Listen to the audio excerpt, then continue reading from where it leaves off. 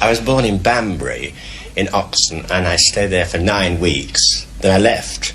I don't remember it. And I came here to Nuneaton, where I was adopted by this coal miner and his wife. I was 16 and the war broke out. And from then on I went round to entertain the troops and factory workers and singing in shelters and things. And so that was what I did all through the war years. And then I went on to go in other shows, reviews, concert parties. I did the full bit for many years. It seems like 200 years now, but I enjoyed every bit of it. I was appearing in Painting in 1971, and I heard about this clairvoyant, and she said to me, next year, 1972, you're going to be a star. I was at the Palladium at the end of 1971, and this famous producer saw me on television and said he wanted me in a variety show that was starting the 22nd of January, 1972. I was sort of a sensation. Everyone was saying, shut that door, and where's Everard? And then they gave me my own series, 6 half-an-hours, which was called Shut That Door. Then they gave me an hour's Christmas show. In the meantime, I appeared at the Savoy in Cabaret, and I toured doing concerts. And then the end of my Christmas show, Eamon Andrews came out and said, Laddie Grayson, this is your life. And that was the end of 1972, and I'd done it all in 1 year, just like she said. 2 years ago, she said to me, something wonderful is going to happen to your career at the end of 78. And I said, well, what? Well, I don't know, but it's something that's marvellous. And then, out of the blue, the BBC asked me to do the Generation Game. I love it. It's a game. It's the people on the show. It's their programme, not me. I just guide them through it, and he loves it too. Arthur, he loves it too. He's my best friend. I'm a talker, as you all know. I talk an awful lot, but I also am a good listener. I'm a patient man, really, I suppose. I suppose that's why it's taken me so long to get here. No, I haven't really changed. I got in my car, a Rolls Royce, you know. It's the only luxury I have, really, but it's because I travel such a lot. I remember when I was a kid seeing these film stars and stage stars. Oh, I should do that and I shall have this, and I don't. It's not a bit like I thought it'd be. Not a bit like I thought it'd be. Doesn't matter, though. Be a good boy now. Isn't he sweet? And I'd just like to remind you again that film was not seen by consultants. Right, Diane, could you start us off this time and tell us something about our second guest's early days from his handwriting? Oh, rounded, curly writing. One distinctive feature that differs from the norm is his T-crosses. They're quite definite and a triangular shape.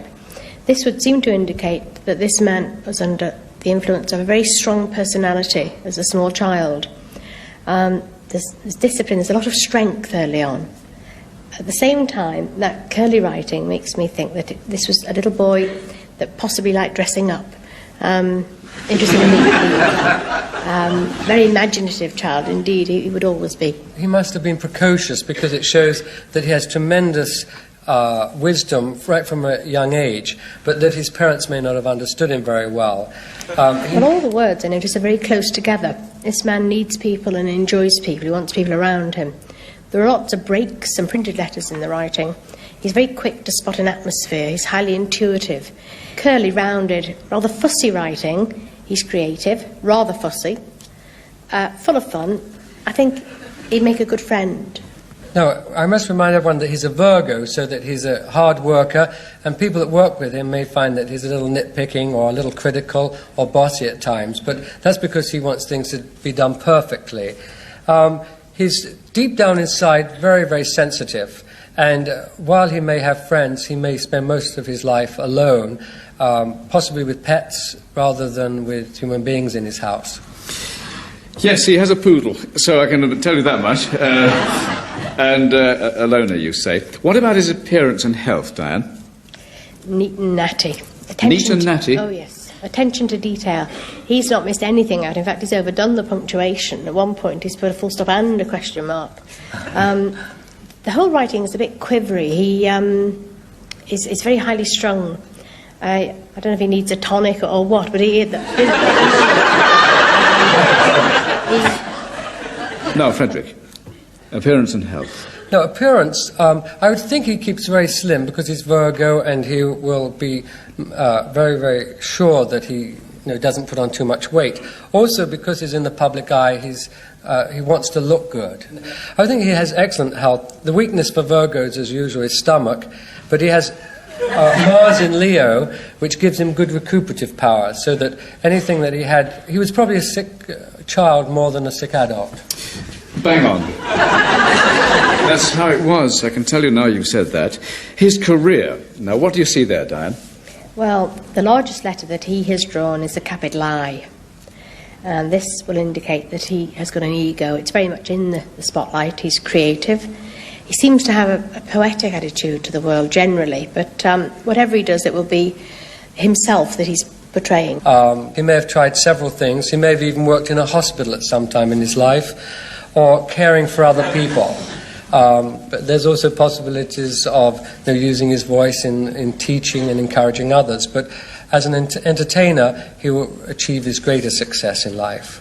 Certainly been in hospital, I don't know about worked in it. His virtues and vices now. Diane. Virtues? If he was an animal, I'll tell you what he'd be. You know in Wind of the Willows, there's Mowgli. He is absolutely Mole. If you could say in his wardrobe, he has a pair of shoes with a great big silver buckles, because he's a very nice and lovable personality, but he really is flamboyant at times. He will sort of blaze forth in his silver buckles or whatever. Well, it's better than being Eeyore, isn't it? on the other side, vices. I think he's a bit of a poser. I think he reacts very, very strongly to interference. If he steps out on to do something, he's easygoing and nice, but if you try and stop him, then he's going to react. He has the ability to work much more hard than most people. He has a melodramatic way of performing. He overdoes everything, which everyone loves, so he has a broad sense of humour, and while he's witty, he can also be very sarcastic. OK, let's find out who he is then. Would you like to write down, if you've got a name, welling up? Aha. Frederick says Benny Hill. Diane says Larry Grayson. Mystery, sir, reveal yourself.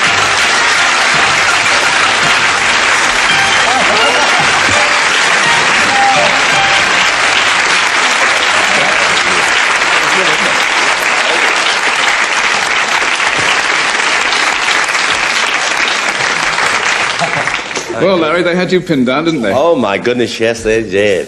It was wonderful.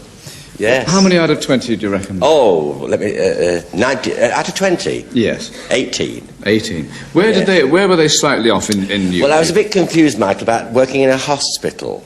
Of course, I haven't. I've been in a hospital a couple of times, but that's all. I think about the... when it comes about the hospital, is I do visit a lot of hospitals and old folks' homes and things. Because it could be entertaining them, couldn't it? Well, I never stop, do I? No. I mean, when I open the fridge and the light goes on, I start performing. You know? I've always been like... Since I was a child, I was a terrible child, Michael. I had everything twice. Mumps, measles, everything, you know. Like you said, a very sickly child, but I grew out of it. But as far back as I can remember, I've always wanted to entertain people and make people laugh. It was a natural thing. I did it at school. I used to get the cane quite a lot at school for acting the goat. I was no good at school. I was a terrible dunce. I lived in the cinema and the theatre. Lorraine is getting into acting and becoming very well known herself, but it's all fairly new for you in that way. And you said that the great success that you've got isn't what you expected. Was it a terrible anticlimax? I love it, and it's nice, but I remember when I first went to the Palladium, I ran across the road and stood in a doorway with a raincoat, and the rain was pouring. I had to say my name outside, and I looked, I thought, well, it's not a bit like I thought. Will you still send the chauffeur for the fish and chips so you keep... My chauffeur? Oh, yes, I got a chauffeur.